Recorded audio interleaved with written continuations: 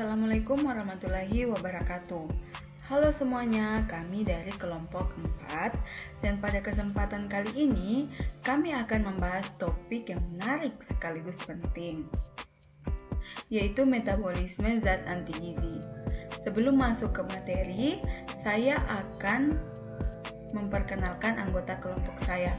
Yang pertama, saya sendiri Nurhaliza, dan pemateri kedua Nurfadila Ilham, pemateri ketiga Aura Asalamadina, pemateri keempat Siti Wardah Fatima, pemateri kelima Fatima Siti Nurfadila, dan pemateri yang terakhir itu Sri Nova Bahri. Halo, perkenalkan nama saya Nurfadila Ilham dengan NIM 23030550171. Halo, perkenalkan nama saya Aura Asalamadina dengan NIM 23030550107.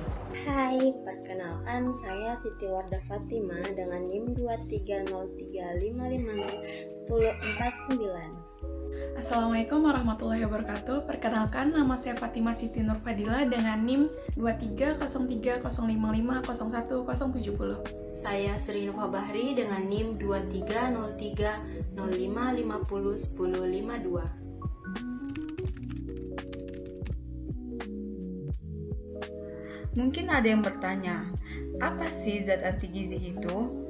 Nah, zat ini adalah senyawa yang ada dalam makanan dan bisa menghambat penyerapan nutrisi penting atau memengaruhi fungsi tubuh kita. Memahami metabolisme zat anti gizi sangatlah penting, terutama dalam menjaga kesehatan dan memastikan kita mendapatkan manfaat maksimal dari makanan yang kita konsumsi. Secara sederhana, metabolisme zat anti gizi adalah proses bagaimana tubuh kita berinteraksi dengan senyawa-senyawa ini, baik saat mencerna, menyerap, atau menangkal efeknya. Nah, penasaran kan bagaimana pengaruh terhadap kesehatan kita? Yuk kita bahas lebih lanjut. Nah, apa sih itu zat anti gizi? Zat anti gizi adalah senyawa alami yang terdapat dalam berbagai makanan tumbuhan. Meskipun namanya terdengar menakutkan, zat anti gizi bukanlah racun. Sebaliknya, mereka adalah mekanisme pertahanan alami yang dimiliki oleh tumbuhan untuk melindungi diri dari serangan hama dan penyakit. Namun, bagi manusia, zat anti gizi dapat mengganggu penyerapan zat gizi penting dalam tubuh, sehingga berpotensi menimbulkan masalah kesehatan jika dikonsumsi berlebihan. Ada berbagai jenis zat anti gizi dengan mekanisme kerja yang berbeda-beda. Jenis zat anti gizi yang umum ditemukan dalam makanan yaitu yang pertama ada asam fitat. Nah, asam fitat ini juga dikenal sebagai fitat, merupakan senyawa yang ditemukan dalam biji-bijian, kacang-kacangan. Dan asam fitat memiliki kemampuan untuk mengikat mineral seperti zat besi, seng, kalsium, dan magnesium dalam usus halus, sehingga mengurangi penyerapan mineral tersebut oleh tubuh. Hal ini dapat menyebabkan kekurangan mineral, terutama pada orang yang mengonsumsi makanan nabati sebagai sumber utama protein dan mineral. Yang kedua, ada tanin. Tanin adalah senyawa yang memberikan rasa pahit pada teh, kopi, anggur merah, dan beberapa buah-buahan. Tanin dapat mengikat protein dalam usus, sehingga mengganggu penyerapan protein dan zat besi. Selain itu, tanin juga dapat mengikat mineral seperti kalsium dan magnesium, sehingga mengurangi penyerapan. Yang ketiga, ada goitrogen. Goitrogen ini adalah senyawa yang ditemukan dalam kubis, brokoli, kembang kol, dan lobak. Senyawa ini dapat menghambat penyerapan yodium yang merupakan mineral penting untuk produksi hormon tiroid. Kurangnya yodium dapat menyebabkan gangguan tiroid seperti gondok. Yang keempat ada lectins. Lectins adalah protein yang ditemukan dalam kacang-kacangan, biji-bijian, dan beberapa sayuran. Lektins memiliki kemampuan untuk mengikat karbohidrat pada permukaan sel usus, sehingga dapat mengganggu penyerapan nutrisi dan menyebabkan peradangan. Yang kelima, ada akar. Akar ditemukan dalam bayam dan coklat. Senyawa ini dapat mengikat kalsium dalam usus, sehingga mengurangi penyerapan kalsium. Akar ini juga dapat membentuk kristal dalam ginjal yang dapat menyebabkan pembentukan batu ginjal.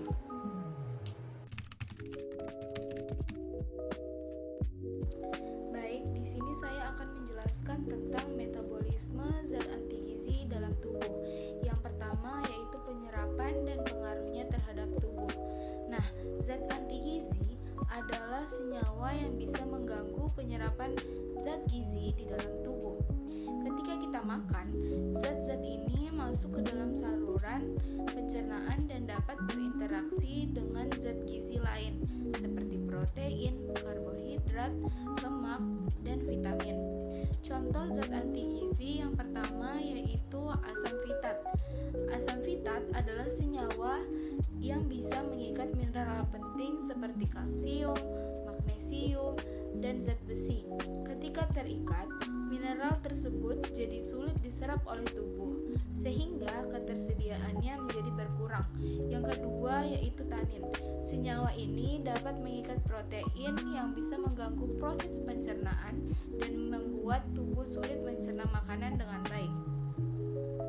Yang kedua yaitu metabolisme di hati dan organ lain, yang disebut proses detoksifikasi.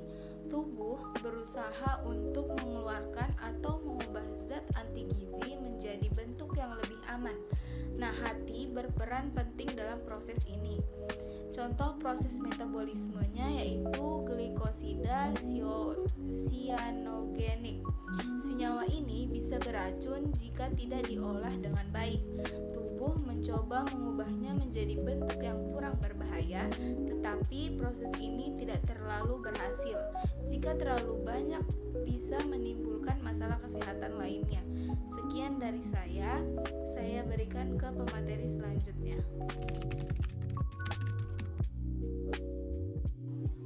Selanjutnya yaitu dampak zat antigizi terhadap kesehatan, di mana zat antigizi memiliki efek negatif pada tubuh, terutama karena mengganggu penyerapan nutrisi penting.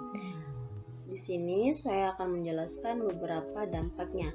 Yang pertama itu dampak kekurangan zat antigizi.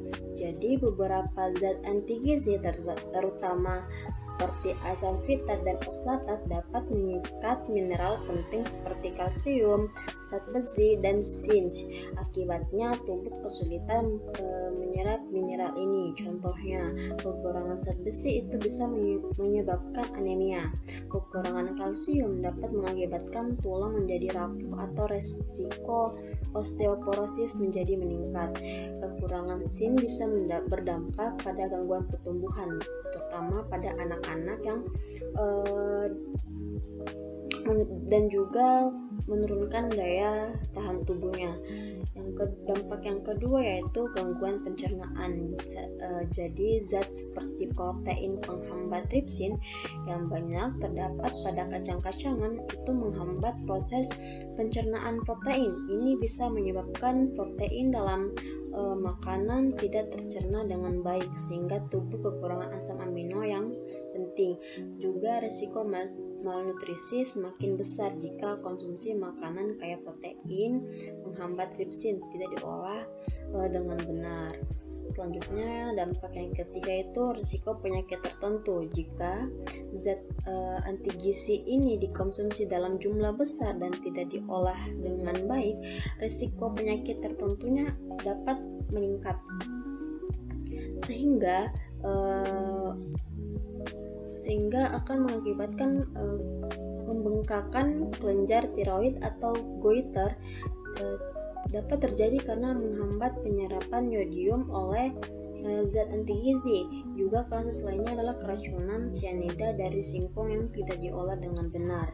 Ini bisa mengganggu metabolisme energi tubuh dan sangat berbahaya. Dan dampak yang terakhir, gangguan pertumbuhan anak. Jadi, anak-anak sangat rentan terhadap efek zat anti gizi jika makanan sehari-hari mengandung banyak zat anti gizi tanpa pengelolaan yang tepat. Anak-anak ini dapat mengalami gangguan pertumbuhan seperti stunting, wasting, atau serta keterlambatan perkembangan otak. Itu saja dari saya. Selanjutnya, saya akan menjelaskan materi mengenai cara mengurangi efek negatif zat anti gizi. Adapun cara mengurangi efek negatif zat anti gizi yaitu dengan proses pengolahan pangan. Yang pertama, proses perendaman. Pada proses ini dapat menurunkan kadar asam fitat dan zat anti gizi lain dalam kacang-kacangan ataupun biji-bijian. Kemudian yang kedua, proses fermentasi. Pada proses ini dapat mengurangi kadar anti gizi pada beberapa makanan seperti kedelai atau tempe yang dapat meningkatkan ketersediaan zat nutrisinya. Kemudian yang ketiga ada proses pemanasan. Proses memasak dapat merusak atau mengurangi efek beberapa zat anti gizi. Kemudian yang terakhir ada proses penghilangan kulit atau biji.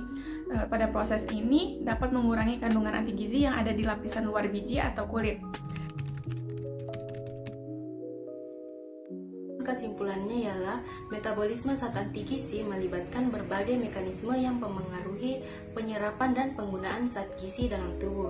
Zat anti gizi seperti fitat, oksalat, dan tanin dapat menghambat penyerapan mineral esensial seperti kalsium, zat besi, dan seng sehingga berpotensi menyebabkan defisiensi zat gizi. Proses ini terjadi melalui interaksi langsung dengan zat gizi atau dengan mempengaruhi enzim pencernaan dan mikrobiota usus. Meskipun zat anti gizi sering dianggap merugikan, mereka juga memiliki potensi manfaat sebagai antioksidan dan dalam pencegahan beberapa penyakit. Pemahaman yang baik tentang metabolisme zat anti gizi sangat penting untuk mengoptimalkan pola makan dan memastikan keseimbangan zat gizi yang tepat.